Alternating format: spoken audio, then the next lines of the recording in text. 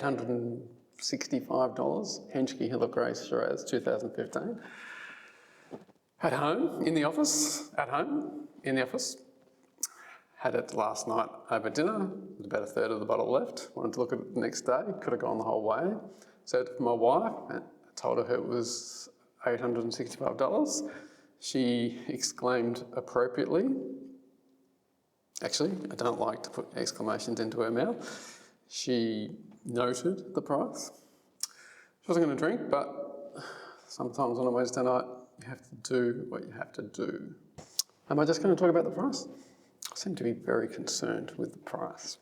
I'm not that concerned. It's just an $865 bottle of wine. I'll tell you what, look, I'll tell you what I said to my wife, because I think this is what sums up the wine.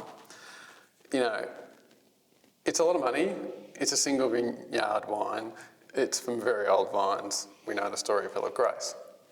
This is the thing that, and I think this is not peculiar to 2005 Hill of Grace, but I think we've been building up to it for a number of years, but this is where we really see it in its full glory, and it's this. I don't think I can get that flavour profile from anywhere else.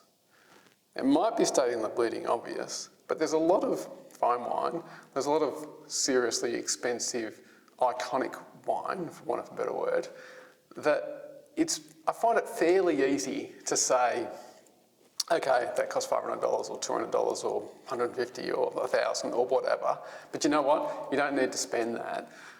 I can recommend you a $40 wine or a $50 wine or a $70 wine or a $20 wine that will give you, depending on what we're talking about, but will essentially give you the same experience. I don't think you can say that of this release of Hill of Grace, as in nothing else is really going to give you a comparable experience. And more importantly, it's just not going to give you that profile, those flavours. And that's outside of what we think of it structurally, what we think of it quality-wise. Just, it's kind of an individual beast in the glass, not just by the story or by the bottle of wines or the blah blah, in the glass. Did I just say, put exclamation into her mouth? I quite like that. I should be a writer. I'm going to swirl it a lot too. Swirling's good. Do you like swirling? I like swirling. I've made a living out of swirling glasses. Funny because it's true. So, single vineyard, Shiraz, Eden Valley, old vines as old as they get in Australia, essentially, blah blah. Under screw cap. Not under screw cap. Under Vinolock. Hang on. It's under both screw cap and Vinolock. Essentially Vinolock for international markets, screw cap for Australia, though you can get both in Australia. But anyway, I was surprised when I saw screw cap because I just had it in my mind that Hill of Grace was under Vinolock. But there you go. Now, have I forgotten something? Price. Did I mention the price? I think I might have mentioned it, but I got away with it. Do you know what? Coffee. There's a bit of coffee in this wine. Now, it does see a little bit of American oak, actually. It's mostly French. I think there's 15% American oak. It's not all new. But anyway, so maybe the coffee comes from there, but I think it's more than that. Coffee, bang. Coffee, what does coffee taste like? You know, some coffees are citrusy. A lot of coffees are chocolatey, particularly chocolatey when they've had chocolate sprinkled on top. And the kind of coffees that I generally drink are really earthy. I think this is a more earthy coffee with just a little bit of that milkiness to it. That's probably the oak influence. But it's interesting that it's got a little bit of coffee. I think coffee is a nice way to put it, actually. I find this particular release of Hill of Grace quite meaty, but not an exaggerated meatiness, not that really deli meat character, but just enough for you to go, is that an issue or is it just wonderful? I decided it was wonderful. Sometimes with Hill of Grace in the past, they were probably going back a little bit. But in fact, with Henschke's top-end wines in general, because they're a bit individual, I'm often asking myself questions like, is that what I think it is, or is that just complexity?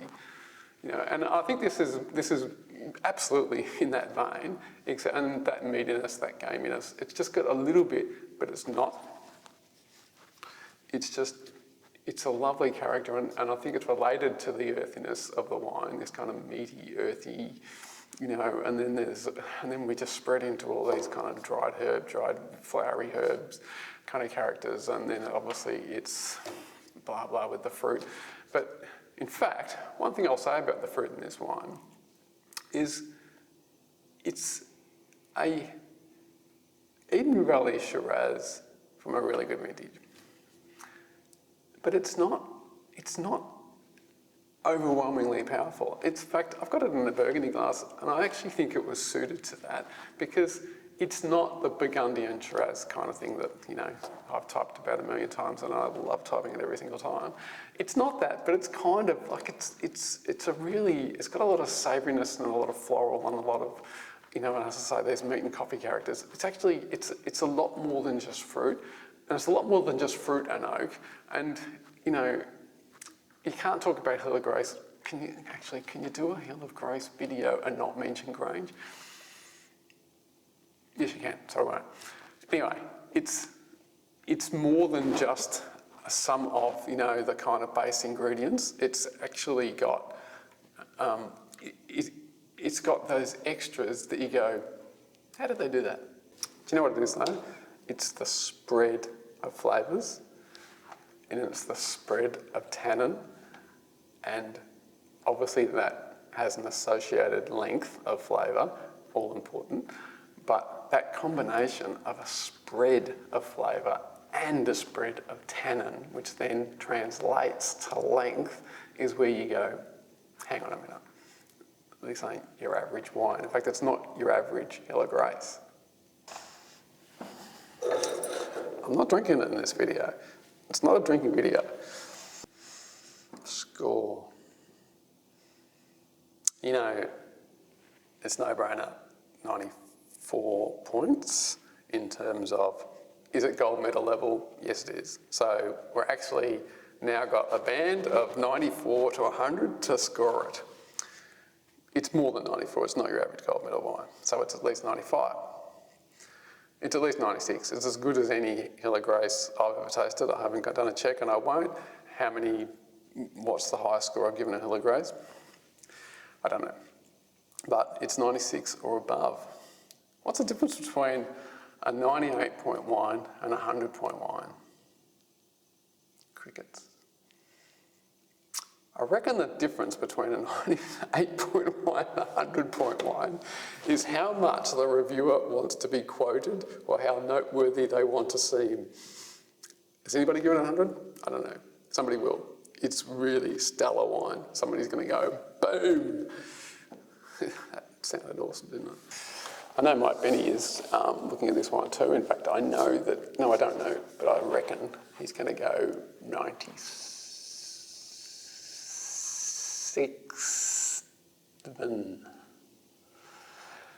Yeah, right. We're at 96, I reckon. And so I have to go 98. Or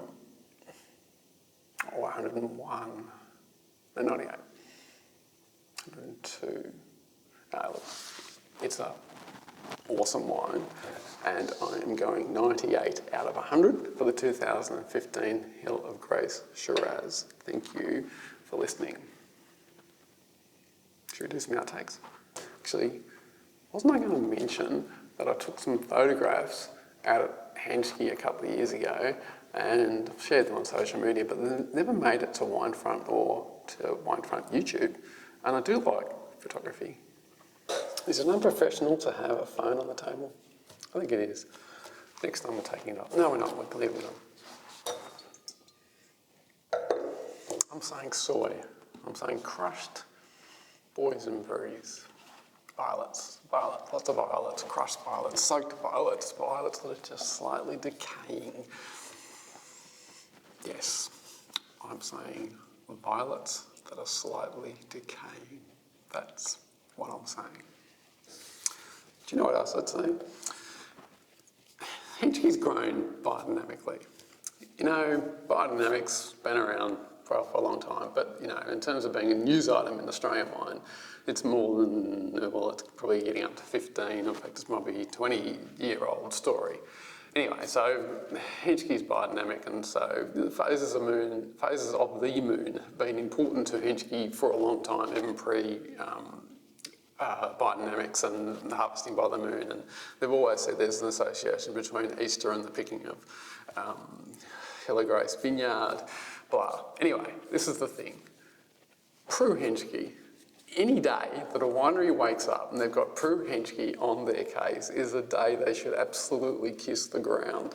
You know, a more considered, rigorous, heartfelt, intellectual, just force of nature in a polite and measured and lovely way, but just she probably should win Viticulturist of the Year every year, and there are a lot of seriously good viticulturists in Australia. In fact, we don't celebrate them anywhere near enough, but Prue Henschke, and like, what are the chances? Prue Henschke marries into the Henschke family who've got, you know, arguably one of the most special pieces of dirt. What a combination. We done? Okay. And Christ for that. Not gonna drink it.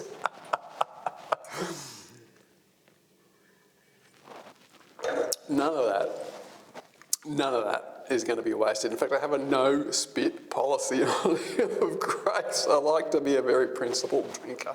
I mean, taster, I mean, reviewer, I mean, journalist. Very principled journalist.